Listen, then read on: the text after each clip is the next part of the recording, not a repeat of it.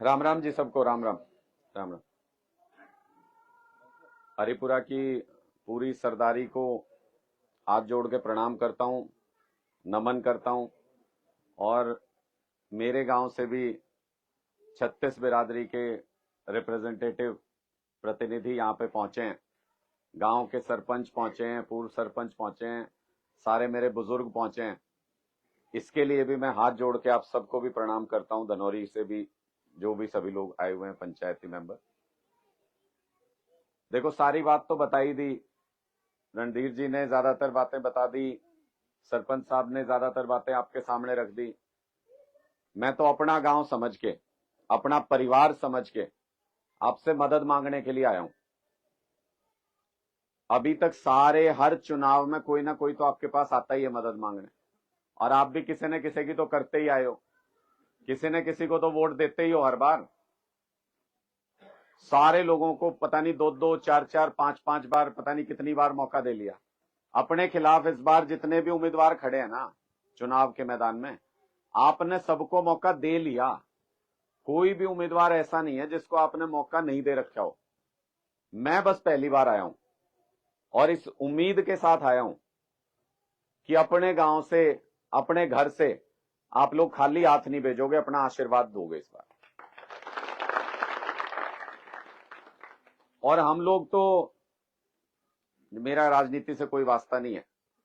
हमने तो अपनी इंजीनियरिंग की पढ़ाई की, इंजीनियरिंग में नौकरी की, फिर पत्रकारिता में नौकरी की। हाँ, तजुर्बा है। सारी राजनीति अंदर बाहर देखी है। सारी बड़ी पार्टियां राष्ट्रीय स्तर पे, नेशनल लेवल पे, इनके बड़े बड़े नेता, कैसे क्या प्लानिंग होती है, कैसे पार्टियां चलती हैं, कैसे सरकार बनती है और कैसे गिरती हैं। 15-20 साल तक मैंने पूरे हिंदुस्तान में मीडिया की कवरेज की है। जितने बड़े चैनलों के नाम आप जानते हो, आज तक, जी न्यूज, न्यूज 18 इंडिया, जितने बड़े चैनलों के नाम आप जानते हो, सब में काम करके आया हूं, मैनेजमेंट के लेवल तक काम करके आया हूं। और उसके बाद नौकरी छोड़ के आया हूं, लाखों रुपए की तनख्वाह छोड़ के फिर सेवा करने के लिए आया हूं आपके बीच में। बाकी सारे राजनेता जितनों को भी आपने आज तक परखा है, या जो भी इस बार भी चुनाव के मैदान में, वो राजनीति मजबूरी में करते हैं। ज्यादातर लोग मजबूरी का मतलब कि भाई बाकी कोई काम नहीं, परिवार में यही चला आ रहा है, तो उसी नाते से अपना राजनीति करते आ रहे हैं।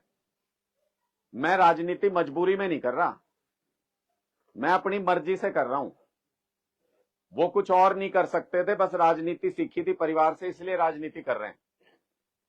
हम तो सब कुछ करके आए हैं। नौकरी मैं करके आया, इंजीनियरिंग की पढ़ाई मैंने की, पत्रकारिता मैंने कर ली, पॉलिटिकल साइंस में एमए मैंने कर रखी, 2-2 एमए हूं मैं। सारे काम करके लाखों रुपए की नौकरी कर रहा था, अपना परिवार पाल पोस रहा था, आराम से ठीक चल रहा था काम। पर अपने इलाके की जो हालत है वो नहीं देखी गई। बार बार ये सवाल सामने आ जाता था कि अपने इलाके के बच्चे जमीन बेच बेच के विदेश जा रहे हैं, जमीन बेच बेच के विदेश जा रहे हैं बच्चे। हम कई बार कह तो देते हैं कि बच्चा विदेश चला जाएगा, कुछ कमा लेगा, लेकिन आपने कभी सोच के नहीं देखा अपनी हालत क्या हो जाती है, अपनी हालत कैसी हो जाती है, आपने सोच के नहीं देखा। अब जब से मैं सामाजिक जीवन में आया हूं, मैंने देखे हैं वो तजुर्बे, मैंने वो उदाहरण देखे। आपके साथ 2 उदाहरण साझा कर रहा हूं, और फिर आप बताना कि मेरा निर्णय राजनीति में आने का सही था कि नहीं था। एक बार मेरे पास एक पिता का रोते हुए फोन आया। फोन पे गिड़गिड़ा रहे थे, रो रहे थे बुरी तरह से। बोले जी, मेरा इकलौता बच्चा अमेरिका गया हुआ था और वहां पे उसका एक्सीडेंट होके उसकी मौत हो गई। बोले 15 दिन से मैंने सब कुछ कोशिश कर ली, मेरे बच्चे के पार्थिव शरीर को वापस नहीं ला पा रहा। मेरी बस एक आखिरी इच्छा है, मैं आग देना चाहता हूं अपने बच्चे के शरीर को, मेरी मदद कर दो। फोन पे गिड़गिड़ा रहा था मेरे सामने, मेरे को रोना आ गया बात सुन के। 7 दिन लग गए हमको भी, हमने अपनी टीम लगाई, यूएस में बात करी, 7 दिन हमको लग गए पार्थिव शरीर को वापस लाने में। 21 दिन बाद अपने इकलौते बच्चे को आग दे पाया वो पिता। ऐसी हालत हो जाती है जो हम विदेश भेजते हैं अपने बच्चों को। और एक जगह गोड्डा मोड़ने गया हुआ था, बैठने गया हुआ था, वहां मैंने पूछा कि भाई कहां है इनका बेटा। बोले जी, इनका बेटा तो विदेश में है, एक बुजुर्ग की मौत हो गई थी। बोले इनका बेटा तो विदेश में है। मैंने कहा फिर आग किसने दी? बोले चाचा के लड़के ने आग दी। मतलब बेटा बाप की चिता को आग नहीं दे सकता, बाप अपने इकलौते बेटे की चिता को आग देने के लिए तरस जाता है। ऐसे हालात में हैं हमारे परिवार, और जिस रफ्तार से जा रहे हैं हमारे बच्चे, बेशक एक दिन की खुशी हो, बेशक लगे कि पैसे कमा लेगा, लेकिन जो हालात बन रहे हैं उस हालात से गांव के गांव खाली होंगे, गांव के गांव सारे युवा बाहर चले जाएंगे। और जितने बुजुर्ग हैं उनके ऊपर अगर कल को सरकार कोई लाठी चलाती है, कल को सरकार मीटर पाड़न आ जाओ और बाकी चीज तो छोड़ दो, आप लोग मुकाबला नहीं कर सकते, कोई मजबूत युवा हाथ भी नहीं होगा उस लाठी को रोकने के लिए। ऐसी हालत गांव की होने जा रही है। और अपने कलायत में समस्याओं का भरमार है। कोई कंपनी फैक्ट्री इधर आ जाए, ये तो कभी हुआ ही नहीं जीवन में। क्यों भाई, हमारे में कांटे लाग रहे हैं कि इधर नहीं आ सकती कोई फैक्ट्री, इधर कोई कंपनी नहीं आ सकती, हमारे बच्चे रोजगार नहीं कर सकते उसमें, यहां पे कोई बढ़िया अस्पताल नहीं बन सकता। आप इलाज कराने चले जाओ, बोल देंगे पीजीआई चंडीगढ़, पीजीआई रोहतक, क्यों यहां नहीं बन सकता अस्पताल बढ़िया? आज तक हमने उसके बारे में सोचा ही नहीं। कोई भी आ जाता है वोट मांगने, हम उसको वोट दे देते हैं, फिर कहता है जी इस बार मैं नहीं, हमारे बालक लड़ेंगे, तो हम फिर भी वोट दे देते हैं। कभी ये सवाल दिमाग में आया ही नहीं, भाई काम तो हो ही नहीं रहा, 30-40 साल से काम तो हो ही नहीं रहा, जहां थे वहीं खड़े हैं। इसलिए अपना सब कुछ छोड़ छाड़ के मैंने ये निर्णय किया था कि मैं जाऊंगा सामाजिक जीवन में, आप सबका आशीर्वाद मांगूंगा, आपसे आशीर्वाद मांगूंगा। जनता जनार्दन है, गाम राम है, आप लोगों की मर्जी है, निर्णय तो आप करोगे, लेकिन मैं साफ नियत से आपकी मदद मांगने के लिए आया हूं, क्योंकि कुछ करना चाहता हूं। और इतना भी पंचायत के बीच में हूं, अधिकार देके जा रहा हूं आपको इतना कि अगर 5 साल तक 24 घंटे आपके बीच में नहीं रहा और आपके सारे काम नहीं कराए, अगली बार गांव में घुसूं जूत मार के निकाल देना, इतना अधिकार देके जा रहा हूं आपको। तो इसलिए मैं तो अपना गांव समझ के, अपना घर समझ के और धनौरी की पूरी पंचायत के साथ आपके दरवाजे पे खड़ा हूं, हाथ जोड़ के खड़ा हूं, झोली फैलाता हूं आपके सामने।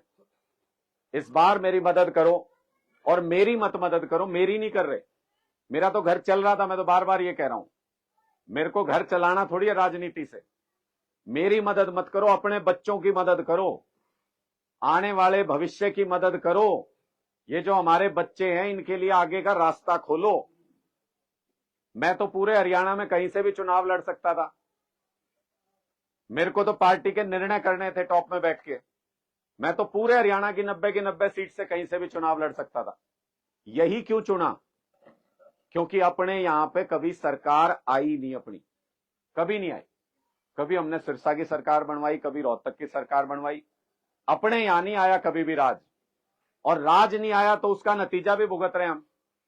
कभी कोई काम नहीं हुआ, कभी कोई छोटे मोटी डेवलपमेंट भी कहीं पे नहीं हुई।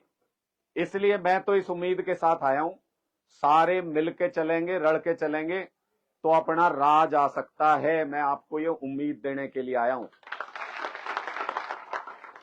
और उदाहरण समझना हो तो समझ लो, पंजाब के अंदर हमारी सरकार नहीं आई थी कोई एक बार में, लेकिन लोगों ने ये तय कर लिया था कि भगवंत मान को जिता के भेजेंगे। अकेले को जितवा के भेजा था पंजाब के अंदर से भगवंत मान को। उसके बाद देख लो दूसरे झटके में क्या हुआ, आपके सामने है सब कुछ, आप सब कुछ देखते हो। इसलिए ताकत तो बनाने से बढ़ती है। अगर अपने आदमी को मजबूत करोगे, ये तो 10-10 चुनाव लड़ लिए, 15-15 चुनाव लड़ लिए, जब 10 चुनाव लड़के नहीं कुछ कर पाए तो 11वें में क्या कर लेंगे? आप खुद तो सोच के देखो। मान लो एक बार और मौका दे दिया आपने, तो अब तक नहीं कुछ कर पाए इतनी बार विधायक बन के, अब क्या कर लेंगे? लेकिन एक मौका अगर मेरे को दोगे, मैं कलायत को हरियाणा की राजनीति का केंद्र बिंदु बनाना चाहता हूं, सेंटर बनाना चाहता हूं।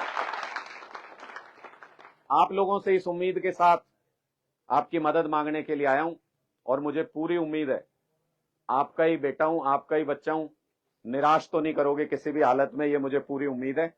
जैसा आप आदेश करोगे, जैसे आप कहोगे वैसे चलूंगा, जैसे आप हाथ पकड़ के चलाओगे, जैसे आगे चलाओगे वैसे चलूंगा। आप सबका बहुत बहुत आभार, बहुत बहुत धन्यवाद।